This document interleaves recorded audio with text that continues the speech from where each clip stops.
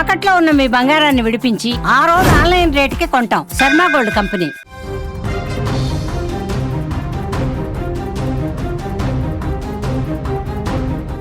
ఏపీలో మరో ఘోర రోడ్డు ప్రమాదం చోటు చేసుకుంది. విజయవాడ హైదరాబాద్ హైవే పైన ప్రైవేటు బస్సు బీభత్సం సృష్టించింది. లారీని ఓవర్టేక్ చేసేటువంటి క్రమంలో లారీని ఢీకొట్టడంతో పెను ప్రమాదం చోటు చేసుకుంది. ఎన్టీఆర్ జిల్లాలోని నందిగామ శివారు అనాసాగరం బైపాస్ వద్ద ఈ ప్రమాదం చోటు చేసుకుంది.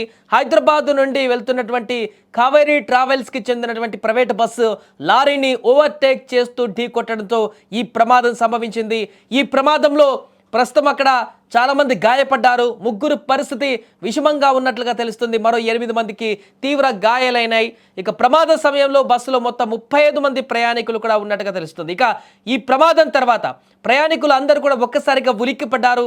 గాఢ నిద్రలో ఉన్న సమయంలో చోటు చేసుకున్న ఈ ప్రమాదంతో ప్రయాణికులు అందరూ షాక్కు గురయ్యారు.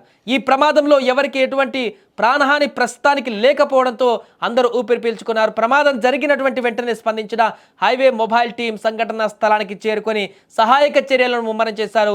క్షతగాత్రులను దగ్గరలో ఉన్న నందిగామ ప్రభుత్వ ఆసుపత్రికి కూడా తరలించి ప్రథమ చికిత్స అందించారు. ఇక ప్రథమ చికిత్స అనంతరం కొంతమందికి మెరుగైన వైద్య చికిత్సల కోసం విజయవాడకు కూడా తరలించారు. ఇక దీనికి సంబంధించిన పూర్తి వివరాలు తెలుసుకుందాం. మా ప్రతినిధి విజయవాడ నుంచి సాయి ఫోన్ లైన్లో మరిన్ని వివరాలు అందిస్తారు. సాయి, ప్రమాదం ఎలా జరిగింది? మరొక బస్సు ప్రమాదం అనేటువంటి వార్త ఇప్పుడు సంచలనంగా మారింది. దీనికి సంబంధించిన అప్డేట్స్ ఏంటి? బస్ ఎక్కాలంటేనే ప్రయాణికులు భయపడిపోతున్న పరిస్థితి. ప్రైవేట్ ట్రావెల్స్ మరొకటి ఆయన పక్కన పెడుతుంటే నైట్ పూట జర్నీ అంటే అందరూ భయపడిపోతున్నారు. వరుస ఘటనలు చూస్తూ ఉంటే నైట్ పూట బస్ జర్నీ సేఫ్ కాదని అయితే అర్థమవుతోంది. అయితే ఈ ప్రమాద విషయానికి వస్తే హైదరాబాద్ నుంచి విజయనగరం వెళ్తుంది via Vijayawada. So Vijayawada halting ఉంటుంది. హాల్టింగ్ తర్వాత అక్కడ నుంచి డైరెక్ట్ గా విశాఖపట్నం టు విజయనగరం వెళ్తుంది. బట్ ఇది అనాసాగరం దగ్గర హైవే ఉంటుంది. ఆ హైవే అంటే మొత్తం విజయవాడ టు హైదరాబాద్ హైవే అది సూపర్ ఫాస్ట్ గానే వెళ్తుంటాయి వెహికల్స్ అన్ని కూడా. అంటే ఎంత కంట్రోల్ చేసినా కూడా దాదాపు 140 పైన స్పీడ్ తోనే వెళ్తూ ఉంటాయి అక్కడ బస్సెస్ అన్ని కూడా నైట్ టైంలో. సో ఈ టైంలోనే లారీని ఓవర్టేక్ చేసే క్రమంలో లారీని వెనక నుంచి ఢీకొట్టింది బస్సు. అయితే ఈ ఘటనలో అదృష్టవశాత్తు ఎవరు చనిపోకపోవడం అనేది నిజంగా ఇది ఒక అదృష్టంగా భావించాలి. ఎందుకంటే బస్సు కండిషన్ చూసాక యాక్సిడెంట్ అయిన తర్వాత బస్సు కండిషన్ చూస్తూ ఉంటే ఖచ్చితంగా ఒక పెను ప్రమాదం సంభవించిందేమో అని అందరూ కూడా అనుమానించారు. కాకపోతే అదృష్టవశాత్తు చాలా మంది గాయాలతోనే బయటపడిన పరిస్థితి. దాదాపు 9 నుంచి 10 మంది వరకు గాయాలని చెప్తున్నారు. అందులో 2-3కి కొంచెం సివియర్ ఇంజురీస్ అయ్యి మిగతా వాళ్ళందరికీ కూడా చిన్నపాటి గాయాలయ్యాయి. వాళ్ళందరినీ కూడా దగ్గరలో ఉన్న ఆసుపత్రికి తరలించారు. ఎక్కువ దెబ్బలు తగిన వాళ్ళందరినీ కూడా విజయవాడకి తరలించారు. ప్రస్తుతానికి అయితే బస్సు డ్రైవర్ ని అదుపులోకి తీసుకున్నారు. అలాగే లారీ డ్రైవర్ ను కూడా విచారిస్తూ ఉన్నారు. అంటే వెళ్తున్న రూట్ కరెక్ట్ గానే వెళ్తున్నారా లేదా ఓవర్టేక్ చేసుకున్నారా ఇద్దరు అనేది కూడా పోలీసులు అయితే ఎంక్వైరీ చేస్తున్నారు. దీంట్లో మొత్తం 35 మంది ప్రయాణికులు. అది కూడా స్లీపర్ బస్ ఇది. సో ఖచ్చితంగా పెను ప్రమాదం తప్పిందని భావించాలి. ఇప్పుడు జరుగుతున్న ఘటనతో పోలీసు ఇది పెను ప్రమాదం తప్పింది. అయితే అంత ఓవర్టేక్ చేసి స్పీడ్ తో వెళ్లాల్సినంత అవసరం ఏముంది? ఈ మధ్య కాలంలో ప్రైవేట్ ట్రావెల్స్ కి బస్ టైమింగ్స్ అయితే పెడుతున్నారు. నిర్ణీత సమయంలోనే డ్రాపింగ్ పికపింగ్ ఉండాలని ఏ కండిషన్స్ పెడతారో ఆ కండిషన్స్ ని బేస్ చేసిన డ్రైవర్లు ఓవర్ స్పీడ్ తో వెళ్తున్నారు అనేది ఒక ఆరోపణ. ఈ నేపథ్యంలోనే ఈ ఘోర ప్రమాదం జరిగింది. దీనిలో అదృష్టం ఏంటంటే కేవలం ఎవరు చనిపోలేదు, అందరూ గాయాల పాలయ్యారు. అయితే చాలా మంది ఇప్పటికీ ప్రయాణికులతో మాట్లాడుతుంటే కూడా ఎవరు కూడా మాట్లాడలేని పరిస్థితిలో ఉన్నారు. అందరూ కూడా షాక్ లో ఉన్నారు. ఎంత ప్రమాదం జరుగుతుందని కూడా ఎవరు ఊహించలేదు. అయితే తెల్లవారుజామున రాత్రి బస్సు కండిషన్ తెలియలేదు, కానీ ఉదయం బస్సు కండిషన్ చూస్తే మాత్రం అందరూ కూడా అంటే హైవే మీద వెళ్తున్న వాళ్ళందరూ కూడా ఖచ్చితంగా పెను ప్రమాదం జరిగిందేమో అనేంత రేంజ్ లో బస్సు ఒక సైడ్ పూర్తిగా ధ్వంసం అయిపోయింది.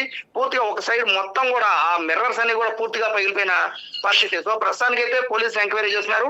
బస్సు డ్రైవర్ ని అలాగే బస్సు డ్రైవర్ తో పాటు అసిస్టెంట్ ఉంటారు, అతన్ని కూడా ప్రస్తుతం అయితే పోలీసులు ఎంక్వైరీ చేస్తున్నారు. ఎంత ఓవర్ స్పీడ్ తో వెళ్తున్నారు అనేది కూడా సీసీ కెమెరాల్లో కూడా చెక్ చేసిన పరిస్థితి. ఎందుకంటే నందిగామ శివార్లోనే ఆ టోల్ గేట్ కూడా ఉంటుంది కాబట్టి ఆ టోల్ గేట్ దగ్గర అక్కడ నుంచి చూసుకుంటూ వెళ్తే 2-3 సీసీ కెమెరాలు ఉంటాయి కాబట్టి బస్సు వెళ్తున్న స్పీడ్ ను కూడా అంచనా వేస్తున్నారు. రాత్రిపూట ఓవర్ స్పీడ్ వల్ల ఇటువంటి ప్రమాదాలు జరుగుతున్నాయి కాబట్టి ఖచ్చితంగా ప్రైవేట్ ట్రావెల్ సంబంధించి కఠినంగా నిబంధనలు తీసుకొస్తే తప్ప ఇటువంటి యాక్సిడెంట్లు ఆపే అవకాశం లేదనేది కూడా ప్రయాణికులు చెప్తున్న నేపథ్యంలో అదృష్టవశాత్తు ప్రాణాపాయం అయితే లేదు. 8 మందికి అయితే గాయాలయ్యి వారికి చికిత్స అందిస్తున్నారు. Right, thank you Sai. మొత్తానికి అది బస్సు ప్రమాదానికి సంబంధించిన దృశ్యాలు కూడా మనం చూస్తున్నాం స్క్రీన్ మీద. ఎంత భయంకరంగా కనిపిస్తుందో ఈ ప్రమాదం. ఒక సైడ్ మొత్తం పూర్తిగా కట్ అయిపోయినటువంటి దృశ్యాలు కనిపిస్తున్నాయి. వెనక అటువైపు ఇటు లెఫ్ట్ సైడ్ ఉన్నటువంటి సీట్లు అన్నీ కూడా చెక్కేసినట్టుగా కనపడుతుంది. మొత్తం సగం బస్సును కనుక కోసేస్తే ఏ రకంగా అవుతుందో ఆ రకంగా హాఫ్ బస్ అంతా కూడా కట్ అయిపోయినటువంటి కనిపిస్తుంది. ఇంత దారుణమైనటువంటి యాక్సిడెంట్ అటువైపు వెళ్ళినటువంటి వారందరూ కూడా ఉదయం ఈ ప్రమాద తీవ్రతను చూసి మరలా కర్నూలు లేదంటే చేవెళ్ళ లాంటి ప్రమాదం ఏమైనా జరిగిందా అనేటువంటి ఒక తీవ్రమైనటువంటి భయాందోళనకు గురయ్యారు అటువైపు వెళ్ళేటువంటి ప్రయాణికులంతా కూడా. ఇప్పుడు చూస్తుంటే కూడా మనకు కనిపిస్తుంది. బట్ అదృష్టవశాత్తు ఇంత భారీ ప్రమాదంలో కూడా ప్రస్తుతానికి ఎవరు ప్రాణాలు కోల్పోలేదు.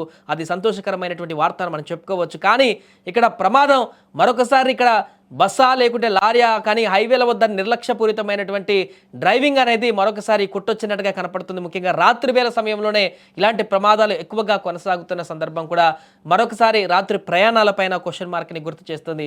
ఏదేమైనా తాజాగా జరిగినటువంటి ప్రమాదం మరలా వరుస బస్సు ప్రమాదం. నేను సౌదీలో అనుకున్నాం, మన కర్నూలు చేవెళ్ళ ఇలా ఎక్కడ చూసినా అంతకుముందు రాజస్థాన్ వరుసగా బస్సులకు సంబంధించినటువంటి ప్రమాదాలే కొనసాగుతుండడం అనేది కొంత ఆందోళనకరంగా మారింది.